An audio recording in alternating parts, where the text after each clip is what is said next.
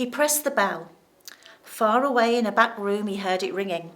And then at once, it must have been at once because he hadn't even had time to take his finger from the bell button, the door swung open and a woman was standing there.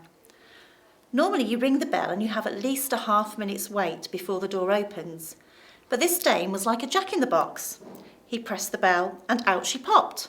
It made him jump.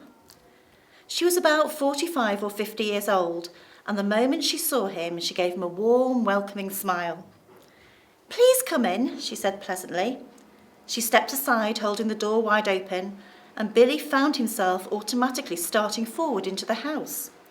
The compulsion, or more accurately, the desire to follow after her into that house was extraordinarily strong.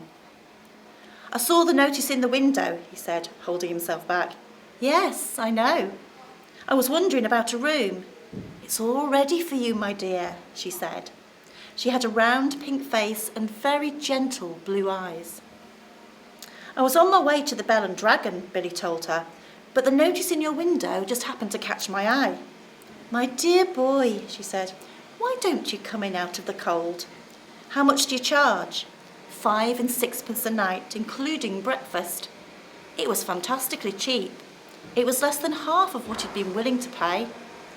"If that's too much," she added, "then perhaps I can reduce it just a tiny bit. Do you desire an egg for breakfast? Eggs are expensive at the moment. It would be 6 less without the egg." 5 and 6 is fine," he answered. "I should like very much to stay here." "I knew you would. Do come in." She seemed terribly nice. She looked exactly like the mother of one's best school friend, welcoming one into the house to stay for the Christmas holidays. Billy took off his hat and stepped over the threshold. "Just hang it there," she said, "and let me help you with your coat." There were no other hats or coats in the hall. There were no umbrellas, no walking sticks, nothing. "We have it all to ourselves," she said, smiling at him over her shoulder as she led the way upstairs. "You see, it isn't very often I have the pleasure of taking a visitor into my little nest." "The old girl is slightly dotty," Billy told himself, "but at 5 and 6 a night, who gives a damn about that?" "I should have thought you'd be simply swamped with applicants," he said politely. "Oh, I am, my dear. I am, of course I am. But the trouble is that I'm inclined to be just a teeny-weeny bit choosy and particular, if you see what I mean. Ah, yes. But I'm always ready. Everything is always ready, day and night in this house, just on the off chance that an acceptable young gentleman will come along.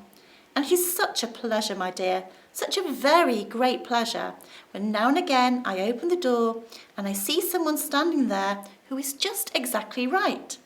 She was halfway up the stairs and she paused with one hand on the stair rail, turning her head and smiling down at him with pale lips. "Like you," she added, and her blue eyes travelled slowly all the way down the length of Billy's body to his feet, and then up again.